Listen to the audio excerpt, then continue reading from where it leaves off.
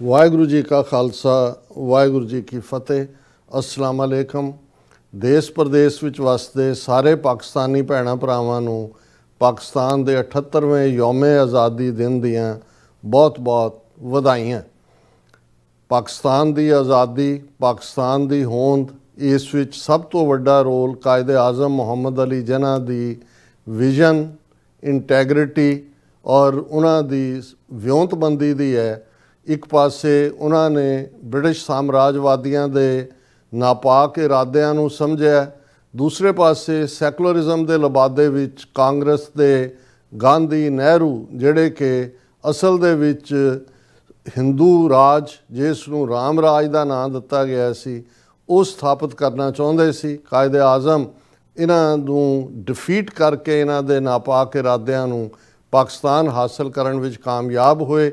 ਇਸ ਦੇ ਉਲਟ ਉਸ ਵੇਲੇ ਦੀ ਸਿੱਖ ਲੀਡਰਸ਼ਿਪ ਜਿਹੜੀ ਕਿ ਕਾਂਗਰਸ ਦੇ ਝਾਂਸੇ ਵਿੱਚ ਆਈ ਔਰ ਉਸ ਦਾ ਜੋ ਫਿਰ ਅਸਰ ਅਸੀਂ 78 ਸਾਲ ਦੀ ਇਸ ਗੁਲਾਮੀ 'ਚ ਜਿਹੜਾ ਕਿ ਸਿੱਖ ਕੌਮ ਭਾਰਤ ਦੇ ਨਕਸ਼ੇ ਵਿੱਚ ਕੈਦ ਹੈ, ਅਸੀਂ ਦੇਖ ਰਹੇ ਹਾਂ।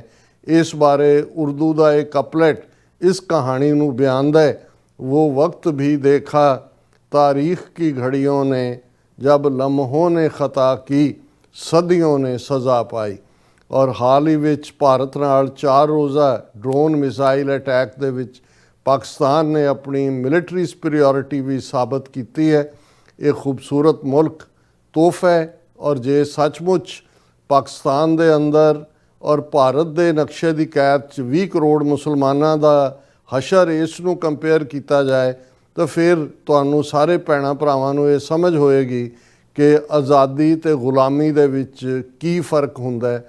ਜਿਵੇਂ ਅੱਜ ਸਿੱਖ ਕੌਮ 78 ਸਾਲਾਂ ਤੋਂ ਭਾਰਤੀ ਜ਼ੁਲਮਾਂ ਦਾ ਸ਼ਿਕਾਰ ਹੈ।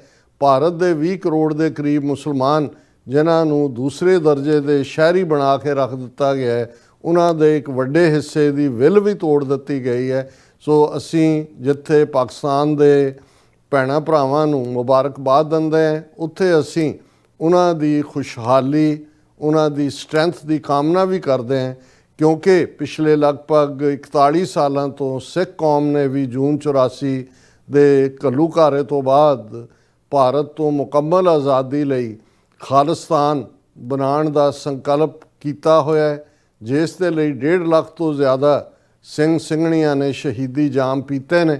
ਅਸੀਂ ਆਸ ਕਰਦੇ ਹਾਂ ਕਿ ਪਾਕਿਸਤਾਨ ਦੀ ਹਕੂਮਤ, ਪਾਕਿਸਤਾਨ ਦੇ ਲੋਕ ਜਿਹੜੇ ਸਿੱਖਾਂ ਨੂੰ ਪਿਆਰ ਕਰਦੇ ਨੇ, ਉਹ ਸਾਡੇ ਖਾਲਿਸਤਾਨ ਦੇ ਸੰਘਰਸ਼ ਦੇ ਵਿੱਚ ਵੀ ਬਰਾਬਰ ਜਿਹੜਾ ਸਾਡੇ ਮਦਦਗਾਰ ਹੋਣ, ਤਾਂ ਕਿ ਜਿੱਥੇ ਖਾਲਿਸਤਾਨ ਦੀ ਆਜ਼ਾਦੀ ਕਸ਼ਮੀਰ ਦੀ ਆਜ਼ਾਦੀ ਨਾਲ ਜੁੜੀ ਹੋਈ ਹੈ ਔਰ ਅਕਸਰ ਇੱਕ ਕੋਟ ਜਿਹੜੀ ਕਿ ਦੁਹਰਾਈ ਜਾਂਦੀ ਹੈ ਕਿ road from Lahore to Srinagar goes via Amritsar.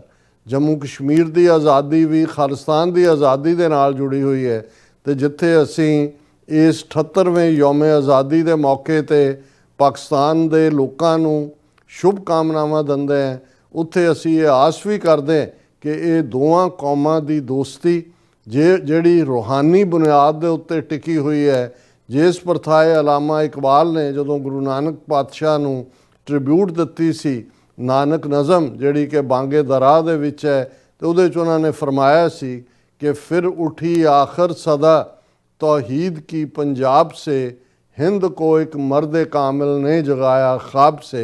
और 9 नवंबर 2019 ਨੂੰ ਹੀ ਕਰਤਾਰਪੁਰ ਸਾਹਿਬ ਦਾ ਕੋਰੀਡੋਰ ਖੋਲ੍ਹ ਕੇ ਪਾਕਿਸਤਾਨ ਦੀ ਹਕੂਮਤ ਨੇ ਸਿੱਖ ਕੌਮ ਵੱਲ ਜਿਹੜਾ ਇੱਕ ਹੋਰ ਪਿਆਰ ਭਰਿਆ ਦੋਸਤੀ ਦਾ ਹੱਥ ਵਧਾਇਆ ਸੀ।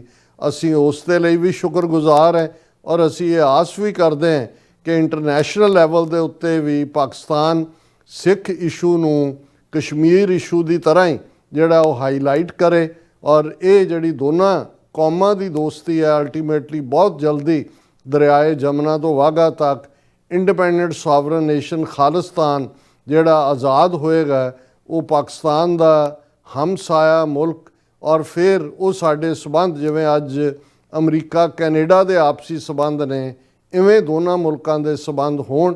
ਸੋ ਅਸੀਂ ਇੱਕ ਵਾਰ ਫਿਰ ਆਪਣੇ ਸਾਰੇ ਪਾਕਿਸਤਾਨੀ ਭੈਣਾਂ ਭਰਾਵਾਂ ਨੂੰ ਯੌਮੇ ਆਜ਼ਾਦੀ ਦੇ ਇਸ ਮੁਬਾਰਕ ਦਿਨ ਦੇ ਉੱਤੇ ਬਹੁਤ-ਬਹੁਤ ਵਧਾਈਆਂ ਦਿੰਦੇ ਹਾਂ।